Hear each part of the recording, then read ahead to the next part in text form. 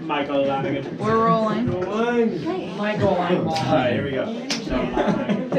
Alright, so I'll tell you, I have some very unsupportive friends and family. It's a shame, but not everyone can enjoy such a solid support system. And unfortunately, it negatively affects me. Prime example, this past summer, over the span of about 3 months, I went to the gym twice. Not just once, twice.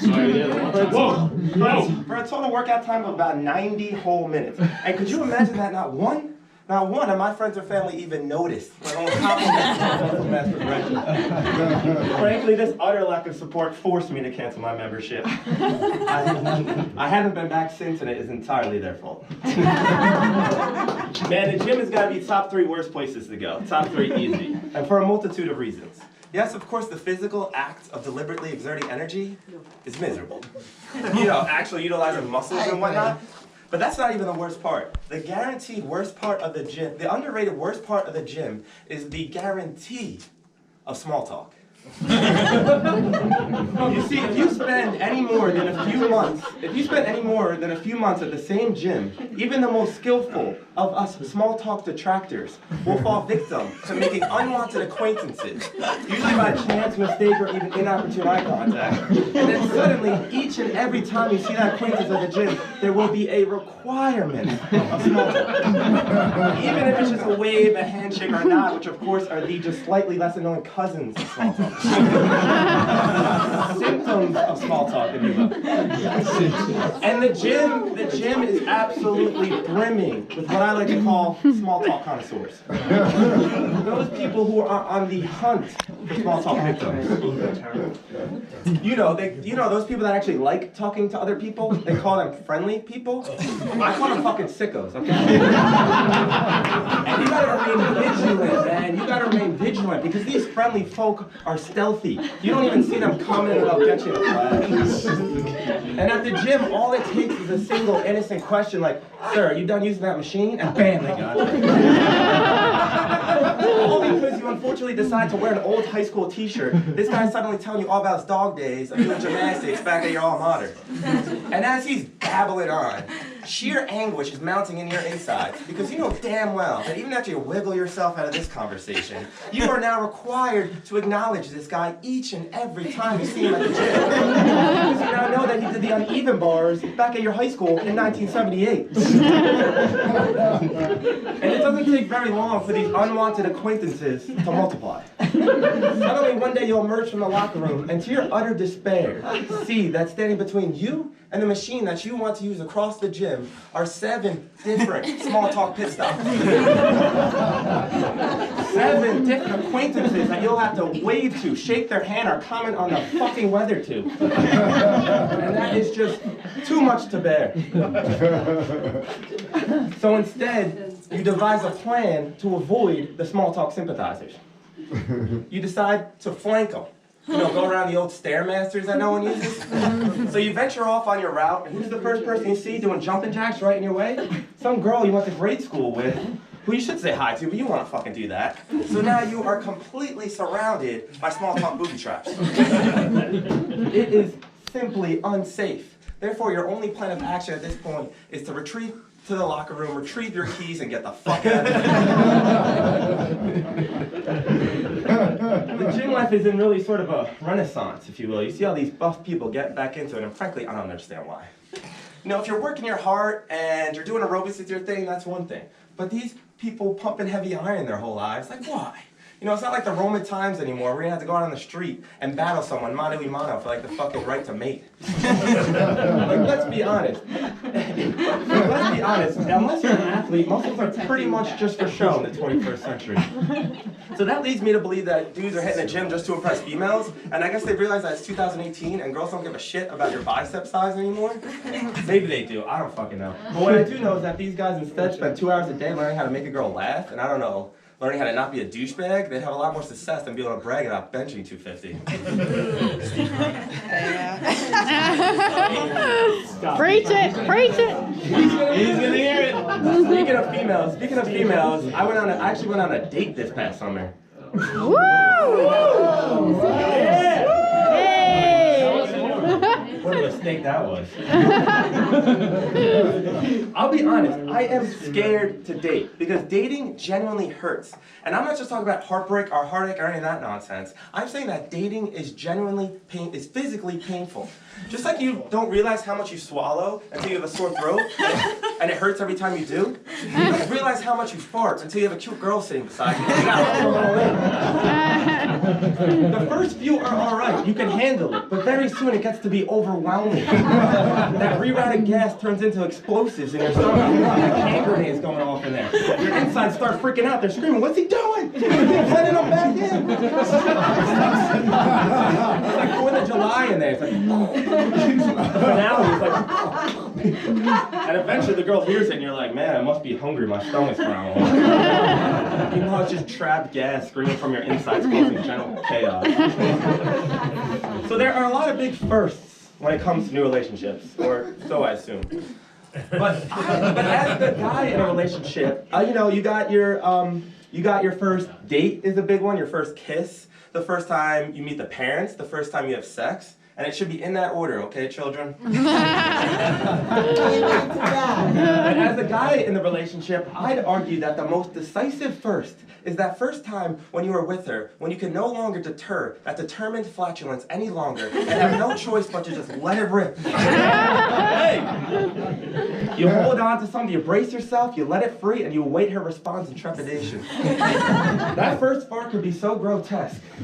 She could get up right then and there and leave your ass before that gas even has a chance to dissipate, to wallow in your own stench. Or you could get the much sought after giggle. Of course, it's best to ease her in. You gotta build up to the bloody awful ones over time. You're playing with fire if you start right off with the big boys. You know, those earthquake-inducing type deals. You gotta save those until she's already helplessly trapped in a relationship. Girls, of course, don't have to worry about this because, as has been scientifically proven by yours truly, girls do not poop, therefore, of course, do not fart. There's actually a second reason why I am genuinely scared to date. So the only ones of my friends who inaccurately and frankly incorrectly believe that women defecate are my friends who have girlfriends.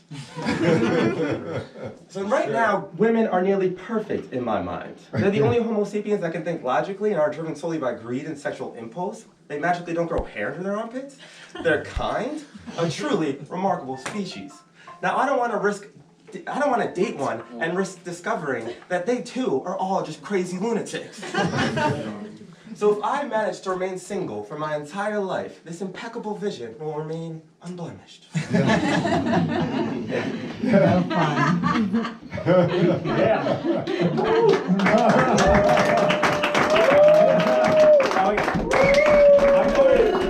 I'm already fully aware that all mothers are crazy. I don't want to risk discovering.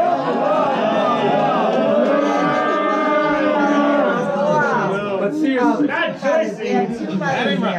seriously, in a time when everyone is so keen on pointing out all of our differences, the one thing that we all have in common, if nothing else, is that all of our moms are fucking crazy. It's science. It's science. It's science. The moment a living life form passes through a woman's cervix, a latent crazy switch is thrown on. And of course, there's not just one type of crazy mom. No. They come in many different forms. You have who I like to call your BCs, your blatant crazies. Those are your moms. Those are the moms who everyone knows is crazy. All your friends, your entire school, the whole neighborhood, everyone. Now you also have the cool, understanding mom who remembers what it used to be like to be a kid. Now the children of BCs like to believe that this type of mother isn't crazy, but they're dead fucking wrong. Because this type of mother is just as crazy, just in different, more subtle ways. You have your Qs, your quiet and subdued moms, fucking crazy. They are all equally crazy. I guess that's the only coping mechanism with the burden of child raising. So to all you mothers out there, shout out to Joyce.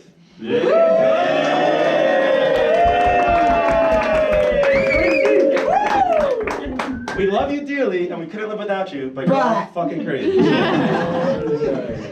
I'm now at that dreadful age where I have to start doing like grown-up things without my mom's assistance, and I am struggling.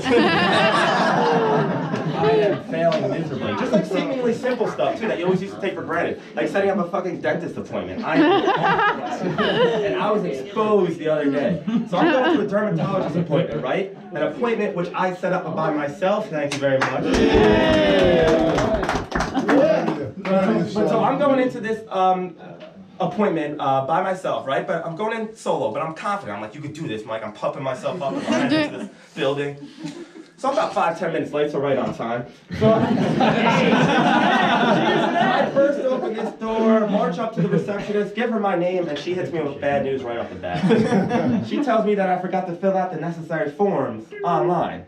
So I'm like, all right, shaky start, shaky start. So she gives me the forms, and I go find a little corner and start filling them out. And by filling them out, I mean circling all the no's to every question, not really reading anything. And at this point, I'm still feeling pretty confident. I waltz back up to the receptionist, plop the papers down, and that's when she hits me with a whole slew of big words that I was just not equipped to handle. Such as referral, authorization, specialist, secondary and primary physicians. She's giving me fax numbers. And as she's talking, I'm nodding like I'm understanding, but in reality, I have no idea what the fuck she's talking about.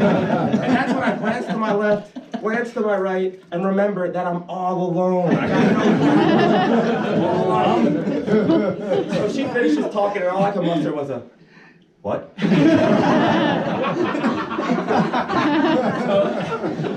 So at this point, I think she recognizes my perplexity, probably being a mother herself, and repeats her instructions.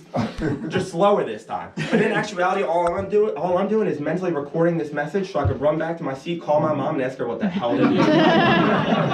So that's what I do. I run back to my corner, call my mom, and when she doesn't answer, the panic officially starts to set in. So I call her about 2 or 3 or 16 more times. Still no answer. And that's when I realized that I'm officially out on an island by myself and I got no help coming. But instead of withering away, I channel my inner big boy and I get to work. So I still have these instructions in my head, right? So I write them down. In order to be seen here, I must contact my primary physician and request a referral of authorization to be faxed to the secondary care facility in order to be seen by a specialist. Whoa. I was in trouble, man. I was in trouble. But all right, so I look up my normal doctor's number, primary physician apparently, give them a call. At this point, I'm in the hallway pacing back and forth, trying to keep my composure up. And it takes me no less than 20 minutes to get someone on the phone. You know, I'm pressing 4 for this department, 5 for this branch, 4 for this doctor. Finally, I get to the blood work and lab department, and they have no idea what the fuck I'm talking about. Thankfully, they transfer me over to the front desk, and I recite my spiel of primary physicians and secondary care facilities and fax numbers. And this lady just kicks me while I'm already down. She tells me that they no longer do referrals via fax. It must be done digitally, and it must go through a second party.